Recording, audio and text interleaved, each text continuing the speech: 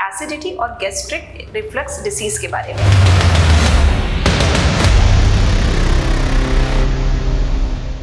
गट series part 2 में आप सभी का स्वागत है। मैं हूं डाइटिशियन शिल्पी गोयल और आज हम बात करेंगे गट से जुड़ी बहुत सारी समस्याओं के बारे में और उनके निवारण के बारे में। हम सभी जानते हैं कि गट का हेल्दी होना बहुत जरूरी है, क्योंकि गट आपका सेकंड ब्रेन होता है और इसकी सही हेल्थ रहने से ही आपको कंप्लीट हेल्थ का अनुभव हो सकता है।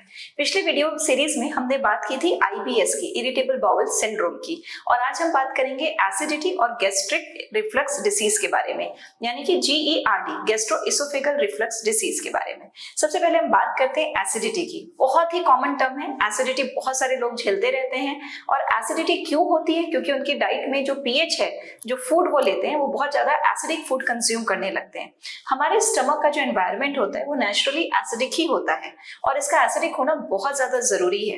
टेक्निकली अगर देखें तो जो पीएच स्केल होती है वो 1 से 14 तक की देखी जाती है, जिसमें 7 न्यूट्रल पीएच माना गया है। और हमारा जो स्टमक का पीएच होता है वो 1 से 3.5 होता है, यानी कि सुपर एसिडिक है। इसका सुपर एसिडिक पीएच इसलिए जरूरी होता है क्योंकि जितने भी फूड एंटर करते हैं हमारे स्टमक में, उसमें मौजूद हार्मफुल बैक्टीरिया, पैथोजेंस को ये मारने में, किल करने में मदद करता है। इसके अलावा बहुत सारे और महत्वपूर्ण रोल होते हैं। अब जो स्टमक का एसिड एनवायरनमेंट है, उससे स्टमक की लाइनिंग इस तरह से बनी हुई होती है कि वो बच जाती है। म्यूकस की लाइनिंग होती है हमारे स्टमक में।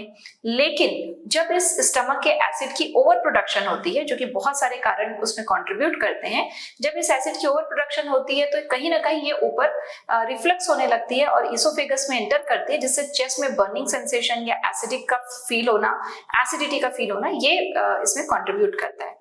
अगर एसिडिटी के कारण की बात करें तो यूजुअली हम कहते हैं कि हरी, वरी और करी, ये 3 कारण है एसिडिटी के। हरी यानी जल्दबाजी में खाना खाना, बिना चबाए आप अगर भोजन को अंदर ले लेते हैं।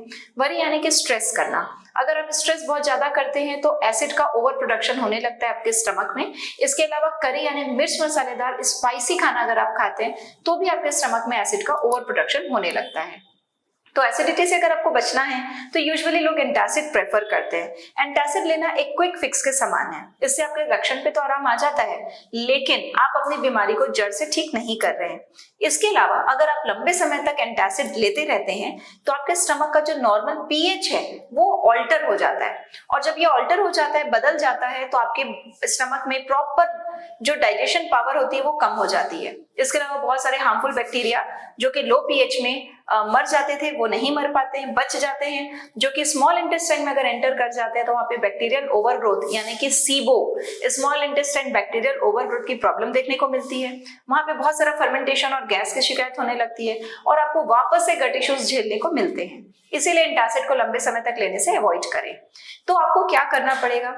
एसिडिटी को ठीक करने के लिए आपको पूरी तरह से अपनी डाइट, लाइफस्टाइल और माइंड की मैनेजमेंट देखने की जरूरत है। अगर हम डाइट में एल्कलाइन चीजों को प्लेस दें, वो चीजें जो अल्कलाइन होती हैं, ऐसी कौन सी चीजें जो अल्कलाइन होती है? सारी तरह के फ्रूट्स, वेजिटेबल, सारी तरह के सीड्स, ये सुपर अल्कलाइन होते हैं। और जितनी भी शुगरी चीजें हैं और जितनी भी चीजें तली हुई हैं, अनाज हैं, जो प्रोसेस्ड अनाज है खास तौर पे, जैसे कि मैदा, ब्रेड, बिस्किट, ये सभी हाईली एसिडिक होते हैं। इसके अलावा अगर आप कैफीन का सेवन बहुत ज्यादा करते हैं, टी, कॉफी लेते हैं, अल्कोहल लेते हैं, स्मोक करते हैं, तो ये सभी चीजें आपकी एसिडिटी को बढ़ाती है। इर्रेगुलर रूटीन, टाइम पे ना खाना, टाइम पे ना सोना, ये सभी भी आपकी एसिड प्रोडक्शन को इनकरेज कर देती है, बढ़ा देती है। तो अगर आप एसिडिटी से बचना चाहते हैं तो आप इन सभी चीजों पे ध्यान दें, अपने वेट को नॉर्मल रेंज पे मेंटेन करें।